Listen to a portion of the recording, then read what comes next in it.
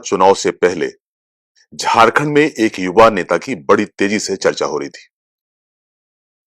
Internet पे वो युवक छाया हुआ था। वजह था अलग अलग आंदोलन। भाषाई आंदोलन की बात करें, भ्रष्टाचार की बात करें, रोजगार की बात करें या फिर खतियान की बात करें, वो युवा हर एक जगह छाया हुआ था। इंटरनेट पर ना सिर्फ झारखंड बल्कि देश के अलग अलग हिस्सों में सुर्खियां बटोर रहा था। उस लड़के के पीछे कोई भी कैमरा, कोई भी लेंस एकाएक मुड़ जाया करता था।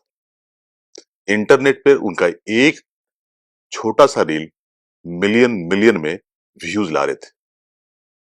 कौन है वो नेता जिसने विधानसभा में बड़े कम उम्र में विधानसभा के इस पटल पर एंट्री मारी? हम बात करेंगे जयराम महतो की। टाइगर जयराम महतो, यानी कि जो टाइगर उपनाम है, उस टाइगर में बहुत सारे मायने छिपे हैं। हम खुद जयराम महतो से बात करने की कोशिश करेंगे और टाइगर के इस मतलब को समझने की कोशिश करेंगे। जयराम जी, आपकी जो शिक्षा दीक्षा है, जहां से आपने पढ़ाई किया, आप एक आंदोलनकारी के परिवार में आपका जन्म हुआ। आपके पिता भी आंदोलन से जुड़े थे।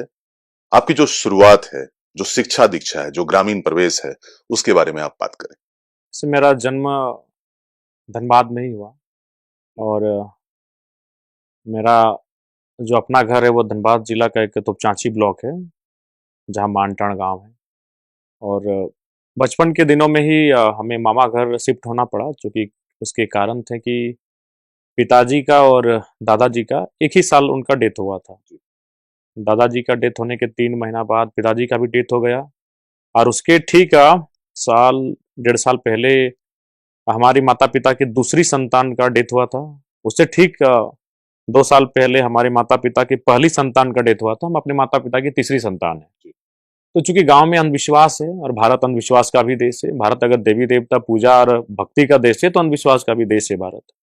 तो मामा घर के लोगों को लगा कि शायद हमारे घर में सब कुछ ठीक नहीं है। हमसे पहले हमारे 2 भाई बहन का डेथ हुआ था, हमारे पिताजी और दादाजी दोनों का एक ही साल डेथ हुआ। तो सबको लगा कि यहाँ सब कुछ ठीक नहीं है, अगर इस लड़के को भी यहाँ छोड़ दिया जाए तो शायद इसका भी जीवन ना बच पाए। तो फिर हमारी नानी हमें ले गई, एकदम कह सकते हैं कि माँ का दूध पीने की उम्र में वो हमें मामा घर ले गई। और हमारा भरण पोषण हमारी नानी ने, हमारे नाना ने, हमारी मौसी ने किया है। वहीं हमारी प्राथमिक विद्यालय है, प्राथमिक विद्यालय लकर खवारी, आमडी, जो आपका सदर विधानसभा में आता है। वहीं से हमारा पढ़ाई स्टार्ट हुआ। फिर बीच में एक समय ऐसा आया जब नाना जी का डेथ हो गया, नानी का भी डेथ हो गया, तो फिर हम अपने गांव वापस चले आए तोपचांची। उसके बाद वहां से आने के बाद हमने अपना मैट्रिक की जो परीक्षा लिखी वह SSD high school Roam Bagmara Topchanchi से 2009 में। उसके बाद हमने मैट्रिक पास करने के बाद हमने, चूंकि पढ़ने में शुरू से तेज तरार थे, तो साइंस चुना, विज्ञान को चुना। और फिर कतरास कॉलेज कतरासगढ़ में मैंने अपना इंटर ऑफ साइंस का जो जीवन होता है उसे किया। और 2011 में कतरास कॉलेज से इंटर की परीक्षा को मैंने साइंस से पास किया। उसके बाद फिर कॉलेज के लिए हम चले गए, तो राजगंज डिग्री कॉलेज गए। वहाँ से जो बागमारा प्रखंड और विधानसभा टुंडी में आता है, टुंडी मेरा होम विधानसभा है। तो चूंकि हम साइंस के विद्यार्थी थे तो मैंने केमिस्ट्री ऑनर्स लेके पढ़ना स्टार्ट किया। लेकिन बीच में एक शायद वो रजिस्ट्रेशन था या फॉर्म फिलअप था, एग्जैक्ट नहीं हो पा रहा हूँ क्योंकि बहुत पुरानी मेमोरी है। 1600 रुपए की बात थी। हम घर गए तो माँ बोली कि अभी अभी तो नहीं है, तो कुछ दिन का समय देखो, हम जुगाड़ करते हैं। तो हमको लगा कि अब मुश्किल है, साइंस को जिस परिस्थिति से आते हैं साइंस को मेंटेन नहीं कर पाएंगे। हमें लगा कि हमको ही कुछ करना होगा। तो जाहिर सी बात है, साइंस लेके नहीं लग पा रहा था कि हम कुछ कर मैंने पढ़ाएंगे भी और फिर जाएंगे, क्योंकि हॉस्टल एक जगह खोजे थे जहाँ हॉस्टल में रह के बच्चों को पढ़ाना था। जी। लेकिन वहां से साइंस के लिए आपको भी 3 ट्यूशन चाहिए थे। फिजिक्स का ट्यूशन चाहिए था, केमिस्ट्री आपका ऑनर्स है, मैथ का ट्यूशन चाहिए था। तो आप खुद भी ट्यूशन करेंगे और बच्चों को भी पढ़ाएंगे, ये दोनों चीज पॉसिबल नहीं था। ये घर से रह के, तो आपने अंग्रेजी ऑनर्स में शिक्षा लेना पसंद हाँ, किया शायद। वहीं से रूट मेरा चेंज हुआ। जब केमिस्ट्री ऑनर्स को हम एक साल मेरा केमिस्ट्री ऑनर्स के साथ किए, लेकिन जब वही 1600 रुपए को हम नहीं भर पाए तो फिर हमने अपने रूट को बदल दिया, इंग्लिश ऑनर्स। और फिर जाके हम बच्चों को भी पढ़ाने लगे। बनस्थली हाई स्कूल करके है तिलैया में, जहाँ हम पढ़ाना स्टार्ट किए हॉस्टल में रह के, और हमें वहाँ सैलरी मिलती थी 3,400 रुपये। तो उससे थोड़ा बहुत घर और थोड़ा बहुत अपना पॉकेट खर्च, चूँकि स्टूडेंट थे। उसके बाद हमने राजगंज डिग्री कॉलेज से 2015 में uh, up bachelor of arts English honours के साथ कंप्लीट किया। फिर वहाँ से हम चले गए पीके रॉय मेमोरियल कॉलेज धनबाद, जहाँ से हमने मास्टर ऑफ आर्ट्स को पास आउट किया 2017 में। उसके बाद वहाँ से लगभग 2017 के बाद 2021 तक, जब तक हम इस आंदोलन में नहीं आए थे, तब तक हमने हमारे गांव में ही एक सरकारी स्कूल है, TAP high school plus two उच्च विद्यालय, जहाँ मैंने 4 साल निःशुल्क शिक्षा दान दिया। वो सरकारी स्कूल है और मैंने वहाँ निःशुल्क बच्चों को 2 घंटा, 4 घंटा, 3 घंटा, जिस प्रकार मुझे समय मिलता था मैं वहाँ पढ़ाता था। और उसी बीच मैंने विनोबा भावे में डीट का एग्ज़ाम बैठा था मैं, तो वो रिजल्ट भी आ चुका था मेरे फेवर में, तो फिर मैंने पीएचडी के लिए एडमिशन भी किया। तो आप टीचिंग लाइन से जुड़े थे जयराम जी, और आंदोलन में जो आपका प्रवेश हुआ, चूंकि आप शिक्षा दीक्षा के लिए हमेशा संघर्ष करते रहे और आप मेधावी थे, तो ऐसे लोगों के लिए, खासतौर पर जिनका बचपन थोड़ा अभाव में बीता हो, तो राजनीति में आने का जो जज्बा है, ऐसे लोगों में थोड़ा कम मिलता है, लेकिन आप में जो मिला, जिसको क्या माने, ये जेनेटिक था, पिता का जो खून था वो आप में था? जेनेटिक मानिए, हमारी भाषा में भी कहावत है, बापे पुत्र प्राप्त घोड़ा नहीं तनी तो थोड़म थोड़ा। तो पिताजी मेरे झारखंड आंदोलन से संबंधित थे, और ये भी तभी हुआ, राजनीति में मेरा आना भी तब हुआ जब हम वापस दोबारा अपने गांव वापस आए। अगर मेरी शायद नाना नानी जिंदा होते तो शायद हम गांव वापस नहीं आते, या तो फिर हम आते बहुत एक उम्र को पार करने के बाद आते हैं, या फिर उस समय आते जब शायद हमको विवाह करना होता। लेकिन इतना तय था कि अगर नाना नानी जिंदा होते हैं तो शायद हमें लगता है कि मेरा फाइनल पढ़ाई मामा घर में ही होता। तो फिर हम दोबारा। तो हम दर्शकों को बता दें कि जो जयराम महतो, इनके पिता कृष्ण कुमार महतो एक आंदोलनकारी थे, और इनकी माता को संभवतः सरकार की तरफ से पेंशन भी शायद दिया जाता है। आंदोलनकारी आश्रित पेंशन। बिल्कुल। तो इनके पास जो आय के साधन थे वो कम थे, बावजूद इसके जयराम में कहीं ना कहीं पिता का जो खून था, जो इनके पूरे, अगर आप करियर को देखें तो शिक्षा के बीच में एक आंदोलनकारी छात्र के तौर पर, ये वहां से इनका जो रास्ता है वो बिल्कुल अलग हुआ। ये क्या जर्नी थी, कैसे आप प्रवेश किए इसमें? जब हम गांव वापस आ गए तो जाहिर सी बात है कि अगर अपनी प्रतिभा है तो छुपती नहीं है, जी। चाहे वो खेल का मैदान हो या फिर गांव की कुछ मीटिंग्स हो। तो वहां पर जब हम अपना बातों को रखने लगे, क्योंकि लोगों के साथ हम लोग का जेनेटिक रहा है कि लोगों के बीच रहे हैं। दादाजी ओझा वैद्य का काम करते थे, तो वो भी जाहिर सी बात है लोगों के बीच रहना। पिताजी आंदोलनकारी थे, तो लोगों के बीच रहना, तो हम भी लोगों के बीच रहने लगे।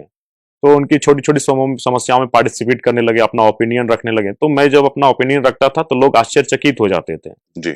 मुझे एक घटना याद है, मैंने उसको सदन में भी प्रकट किया था। शायद मैं 10वीं क्लास में था, हम क्रिकेट खेलने के लिए गए थे। तो एक चापाकल था, वहाँ पे पानी पी रहे थे, तो बगल में एक महिला अपनी पुत्रवधू से और अपना उसका जो हस्बैंड है, काफी फाइटिंग हो रहा था, लड़ाई हो रहा था। तो मैंने कारण पूछा कि क्यों लड़ाई हो रही है, तो बोला कि शायद इसका 2 गो बेटी हो गया या तीसरा बेटी है, तो उसके लिए उसको मैंने धुतकार मिल रहा है। तो फिर हम बोले कि आप लोग 8वीं क्लास में चैप्टर नहीं पढ़े हैं, लिंग निर्धारण गुणसूत्र नहीं पढ़े हैं?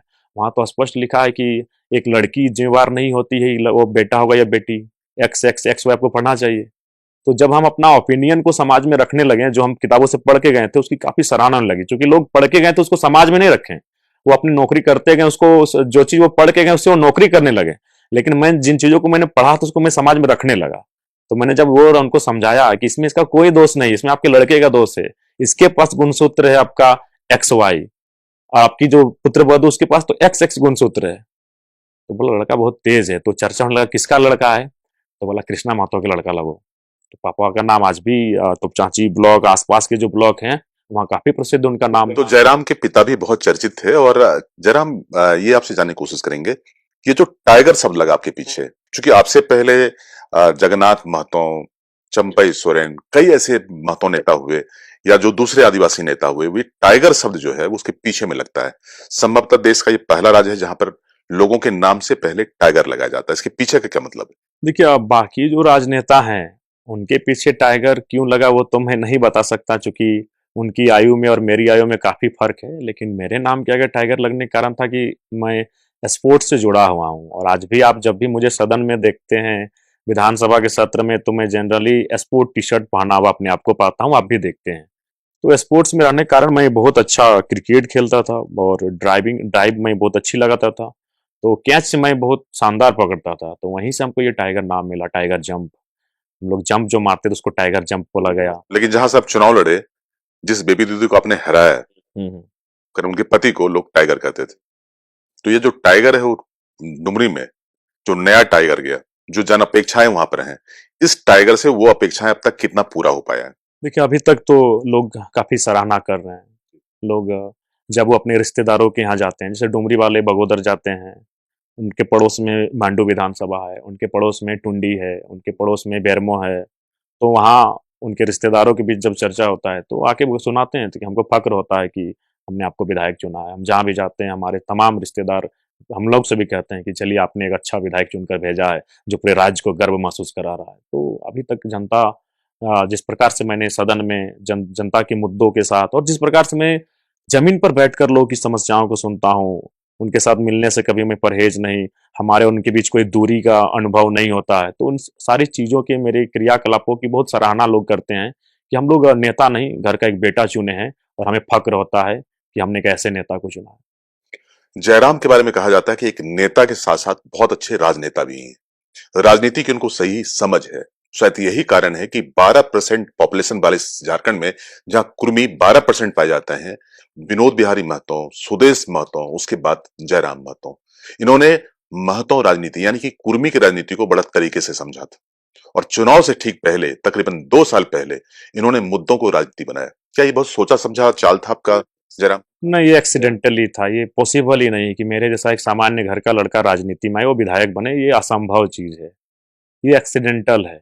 हम एक्सीडेंटली पॉलिटिक्स में आए हैं, इसको कहने में कोई गुरेज नहीं। हाँ, हमने विधायक बनने के लिए मेहनत किया, जी तोड़ मेहनत किया, खूब संघर्ष किया।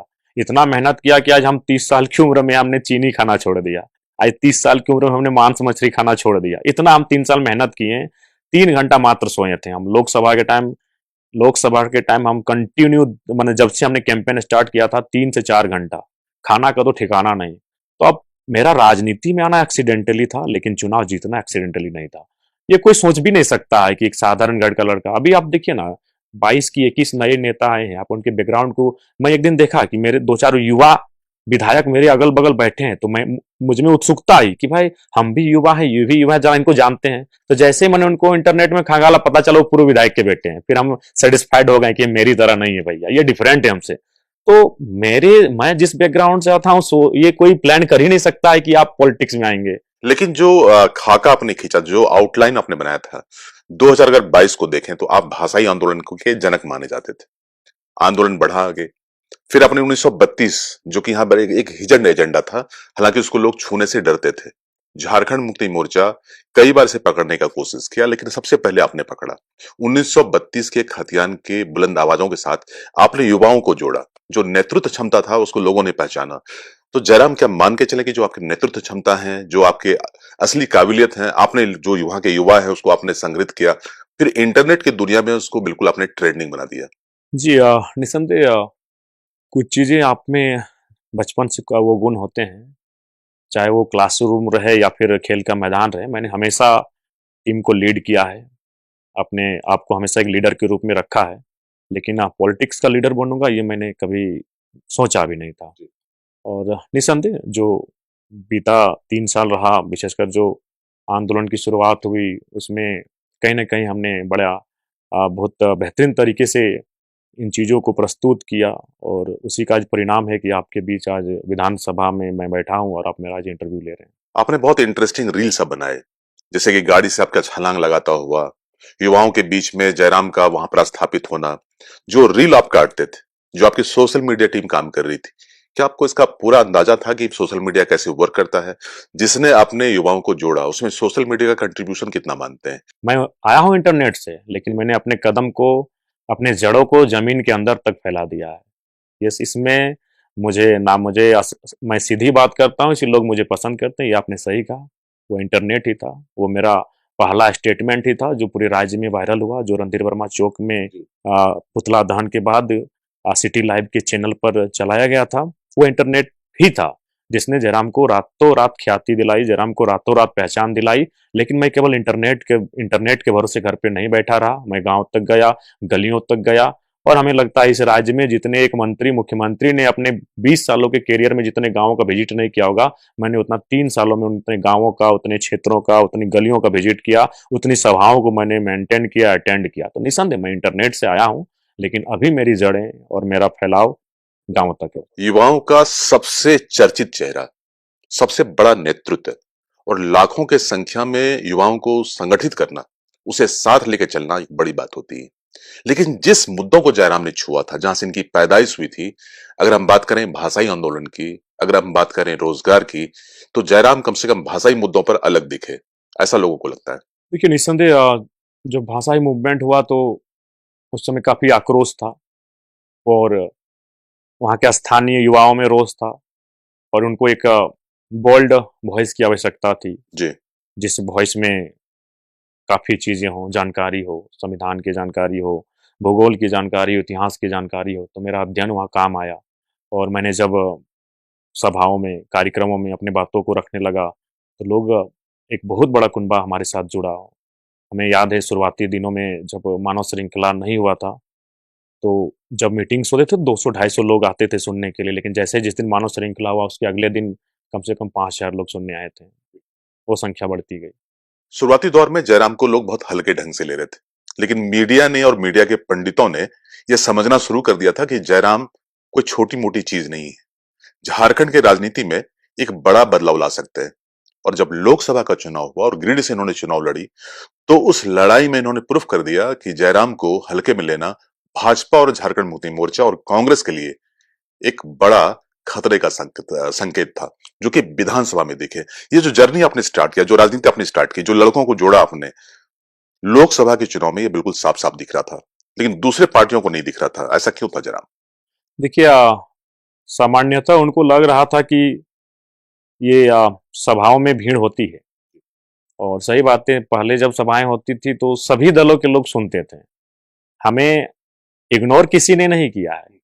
उन्होंने भले हमारे सामने खड़े होकर परिचय दिया क्योंकि हम नहीं जानते हैं, लेकिन फिर वो तुरंत मोबाइल में जाके खंगाली लेते हैं कि बंदा है कौन। तो उनको ये लगा कि इनको सुनने के लिए सभी राजनीतिक दल जा रहे हैं, ये झारखंड के मुद्दों पे बात करता है, ऐसा ये बात कर रहा है जैसा कभी झारखंड में किसी ने किया ही नहीं ऐसा बात। जो जिस तरीके से ये प्रेजेंट कर रहा है चीजों को, जिस लॉजिक से ये बातों को रख रहा है, और जितने धारा प्रभाव के साथ रख रहा है, 4-4 घंटा स्पीच देना बिना पानी की एक घोंट पिए, ये बहुत मने आश्चर्य का विषय था। तो लोग सुन रहे थे, और उनको ये लग रहा था कि जब ये भीड़, जब वोट का समय आएगा तो शायद इस युवा के साथ खड़ा ना हो, और वो शायद वे अनुभव नहीं कर पाए, वो आकलन नहीं कर पाए जो। और हमने आकलन कर लिया था कि जब लोग आ रहे हैं, अपने पैसे से आ रहे हैं, तो ऐसा नहीं वो वोट जरूर करेंगे। और हमने सही समय पे डिसीजन भी सही लिया, क्योंकि पहले हमने धनबाद लोकसभा का चयन किया था, और शायद अगर हम धनबाद लोकसभा लड़ते तो ये ख्याति नहीं मिलती, वोट आता। ये ख्याति नहीं मिलती।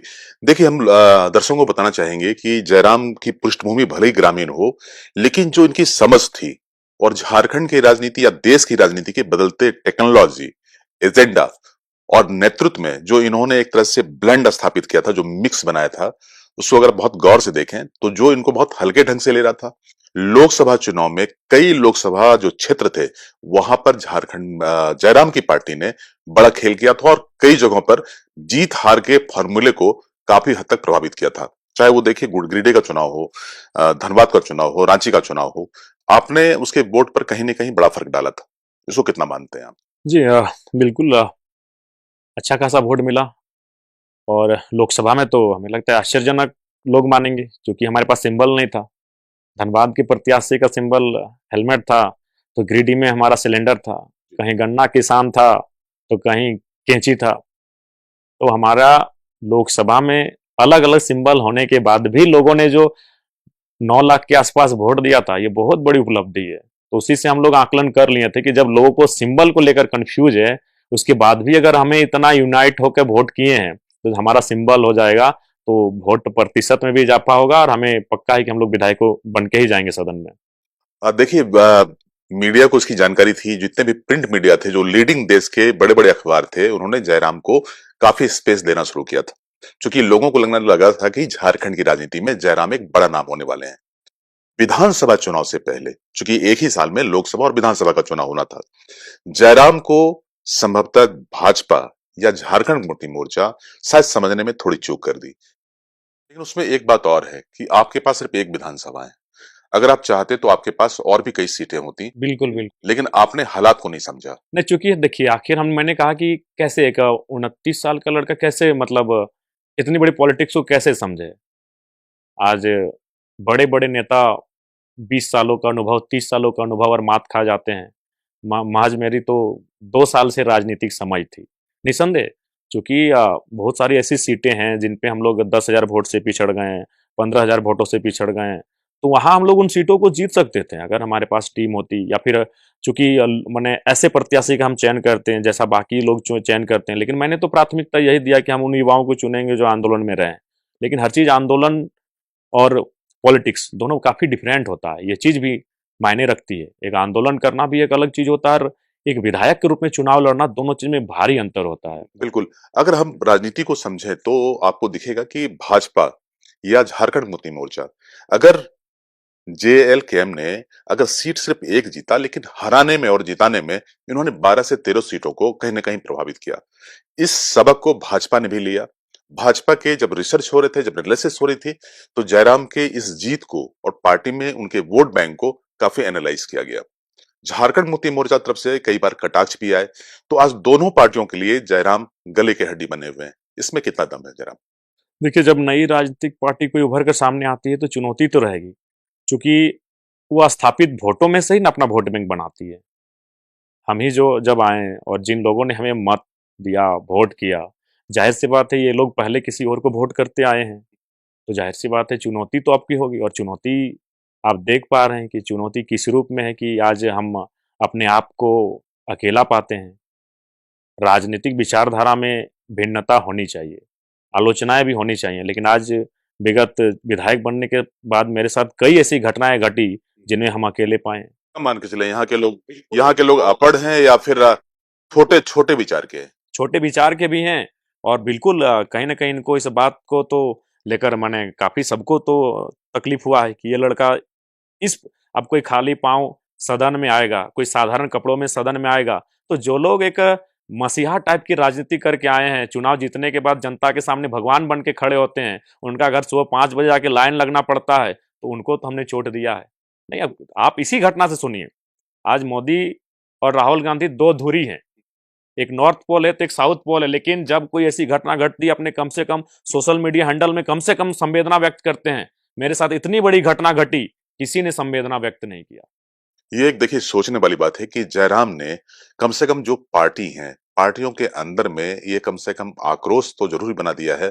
क्योंकि अगर जयराम की बातों को देखें तो दो इसके मायने निकलते हैं। या तो यहाँ के नेताओं में वो संवेदना नहीं है, या फिर यहाँ के नेता में वो जानकारी नहीं है, या यूं कहें कि वो नेता इन्हें पसंद नहीं करते। दूसरी जो सबसे बड़ी बात है कि जयराम की पार्टी में और जयराम के क्षमता में कहीं कोई गुरेज नहीं। हर आदमी यही कबूल करता है कि जयराम में बड़ी क्षमता है। अगर लेकिन जयराम अगर थोड़े और उदार होते, थोड़ी पहचान और थोड़े परख को थोड़ा और ऊंचा करते, तो आज एक सीट नहीं आपके पास 5 सीटें होती। नहीं, उदार में कोई कमी नहीं रहा है। उदारवादी हम दिल से बहुत साफ हैं, उदारवादी हैं। हाँ, ये कह सकते हैं परख नहीं थी। इस बात में कोई गुरेज नहीं स्वीकारने में कि हमें चीज़ों की सामंजस्य की राजनीति की मार्केट की मुझे गांव की परख थी, लेकिन राजनीति की एक मार्केट भी होता है, उस मार्केट की मुझे परख नहीं थी। उसकी मार्केटिंग आपको समझ नहीं थी। आप विधानसभा पहुंच गए। अब विधानसभा में जो आपके एजेंडे थे, जो इस 4 एजेंडे के भरोसे आप यहाँ पे पहुंचे थे, जिन मुद्दों को आपने प्राथमिकता दी थी, भाषाई मुद्दा था, बेरोजगारी और 1932 के खतियान, ये तमाम चीजों को विधानसभा में कितना आप उठा पाए उन मुद्दों को? देखिए, हमें लगता है इस बात की तो पूरी राज्य ने सराहना की कि पहला सदन जिस प्रकार से एक नए नवेले विधायक ने प्रेजेंट किया है। आ, माननीय वित्त मंत्री जी ने एक दिन मेरे पीठ पे हाथ रख के सराहना किया कि बाबू, मेरा जीवन राजनीतिक पॉलिटिकल करियर 45-50 सालों का है, लेकिन फर्स्ट अटेम्प्ट में ऐसा प्रदर्शन मैंने अपने जीवन काल में नहीं देखा है। तो ये मेरे लिए एक बहुत बड़ा इनाम है। बाबूलाल मरांडी सर के भी पीए एक दिन आए, उन्होंने भी आके पूछा कि विधायक जी, आपको कोई आपका जो मैटर है, कोई आईएएस आईपीएस टाइप के लोग मदद कर रहे हैं क्या? बोला नहीं सर, हम तो खुद रिसर्च करते हैं। तो ये मेरे लिए एक बहुत बड़ी उपलब्धि है। तो बोला नहीं सर, पूछ रहे थे कि आप कहाँ से मेंटेन करते हैं? कितना संतुष्ट है अपने इस उपलब्धि से जयराम जी? देखिए, अब 2 ढाई 4 5 मिनट का समय मिलता है तो उससे उसमें उस कम समय में मैंने जो प्रेज़ेंट किया है, जितना बेबाक, जितना सटीक, जितना तार्किक, बाकायदा स्पीकर साहब भी पूछे हैं, कहाँ से कंटेंट लेके आते हैं विधायक जी? तो बोले सर रिसर्च करते हैं, रात 2 बजे तक पढ़ते हैं, फिर सुबह 11 बजे तैयार होके विधानसभा के लिए आते हैं। तो ये मेरे लिए उपलब्धि है और मेरे लिए आत्मसंतुष्टि है। जेलकम जिस ताकत के साथ में एंट्री मारा और जिस तरह से सेंसेशन आपने बनाया, आंसू आज पीछे है। लेकिन जो आपके आंदोलन चल रहे थे, अभी के अगर दिनों में देखें तो जयराम अब अन्य कारणों से सुर्खियों में है। जो आंदोलन आपके थे उसका धार थोड़ा धीमा नहीं पड़ गया? नहीं देखिए, धीमा नहीं है, हम लोग तो लगातार सड़कों पर हैं। अभी भी हमारी रामगढ़ बुढ़ाखाप में हमारी महिला टीम विशेषकर देख रहे हैं, वहाँ धरने पर बैठी हैं। हमारे जगह-जगह पर जहाँ जनता के मुद्दे होते हैं, वहाँ हमारी टीम हमेशा अ, मुस्तैद रहती है, जनता के साथ कार्य कर रही है। हम लोग लगातार जो पहले थे, आज भी हम लोग वही हैं, हम लोग सड़क पर भी हैं और सदन पर भी हैं। आप पे कुछ कंट्रोवर्सीज हुए, बोकारो में भी हाल के दिनों में काफी कुछ कंट्रोवर्सी हुआ। श्वेता सिंह के साथ में जो आपके संघर्ष हुए उसको लेके भी आप चर्चाओं में थे। तो जयराम क्या वाकई में बहुत मैच्योर नहीं हो पाए हैं, या फिर अपने हक की लड़ाई उसी अग्रेशन से लड़ना चाहते हैं जैसे जिसके लिए वो जाने जाते हैं? दोनों में से क्या वजह है? नहीं देखिए, मैच्योर तो हो रहे हैं धीरे-धीरे, क्योंकि सब एक प्राकृतिक गुण होता है। अगर आप जिस युवा अवस्था में हैं, तो ज़ाहिर-सी बात है युवाओं का जैसा गुण होगा। आप अगर प्रौढ़ अवस्था में हैं, तो प्रौढ़ जैसा गुण होगा। आप अगर वृद्ध अवस्था में हैं, तो वृद्धों का गुण होगा। तो निस्संदेह जिस अवस्था में हैं, जिस आयु सीमा में हम हैं, अभी बहुत कुछ सीखना है, बहुत एक लंबा रास्ता मुझे तय करना है, लेकिन कुछ-कुछ चीज़ों को मैं समझ रहा हूँ, परख रहा हूँ और बेहतरी के साथ आगे बढ़ूँगा। अच्छा, जयराम आगे की राजनीति कैसे देखते हैं? जेलकम की राजनीति आगे कैसे देखते हैं? पार्टी कहाँ तक आगे जाएगी? आगे जो आने वाला समय है उसमें अपने पार्टी का भविष्य कैसे देखते हैं? देखिए, वो तो पार्टी का भविष्य जो हमारे पार्टी के नेता हैं, उनकी मेहनत पे डिपेंड करता है। नई पार्टी है, आपको मेहनत करना होगा, आप समीकरण पे नहीं है। जेएमएम का नेता अगर पूरे 4 साल घर में बैठ जाएगा, फ़र्क नहीं पड़ेगा, वो चुनाव जीत जाएगा। बीजेपी का नेता 4 साल घर में बैठ जाएगा, वो 5वां साल निकलेगा, उसको फ़र्क नहीं पड़ेगा, वो चुनाव जीत जाएगा। मैंने देखा है, हर चुनाव को मैंने देखा। मैंने रविंद्र पांडे जी को चुनाव लड़ते हुए देखा है, मैंने चंद्रप्रकाश चौधरी जी को देखा है। लेकिन हम एक नई नवेली पार्टी हैं, हमें जनता के बीच रहना होगा और जनता को संतुष्ट करके रखना होगा, तभी हमारा भविष्य है, नहीं तो फिर जो आपकी छवि है उसको बना के रखना होगा। बिल्कुल उसको बना के रखना। अब थोड़ा राजनीति से हट के बात करते हैं। इतना व्यस्तम समय में अपने परिवार के लिए, खासतौर पर अपनी माँ के लिए और आपकी दादी के लिए आप कितना समय निकाल पाते? नहीं निकल पाता है। कल का ही घटना है, कल 11:30 बजे रात हम घर गए, घर ठकठकाए, जिसमें दादी और माँ सोती है, जो मिट्टी का घर है, और बगल में एक प्रधानमंत्री नहीं इंदिरा आवास कहेंगे उस समय, इंदिरा आवास, वो जो मिला है उसमें भाई और उनकी वाइफ, और एक 2 इंदिरा आवास मिला है। एक दादी को मिला है और एक चाचा विकलांग कोटे से मिला है। तो 2 इंदिरा आवास है हमारे घर में, और जो हमारा पुश्तैनी मकान है उसमें दादी और माँ सोती है, तो उसको हम खटखटाए तो नहीं खोला। तो भाई को फिर बुलाए तो बोला कि सब सो गए हैं, तो बोले ठीक है डिस्टर्ब मत करो, हम निकल रहे हैं। तो हम वो मतलब कभी-कभी मेरा घर, मेरा आंगन भी पूछता है कि हम मेहमान बन के रह गए हैं। अगर इन चीज़ों को हम सुनाएँगे तो लोग कहेंगे कि एक विधायक क्या ऐसा भी हो सकता है? जी हाँ, कल की घटना है, रात 11:30 बजे की घटना है। कल मैं अपने घर गया, लेकिन घर के किसी व्यक्ति से मैं अपने भाई के अलावा नहीं मिल पाया, चूँकि सब लोग सो चुके थे। और घर जब भी जाते हैं तो बिल्कुल एक मेहमान के तर्ज पे ही जा रहे हैं।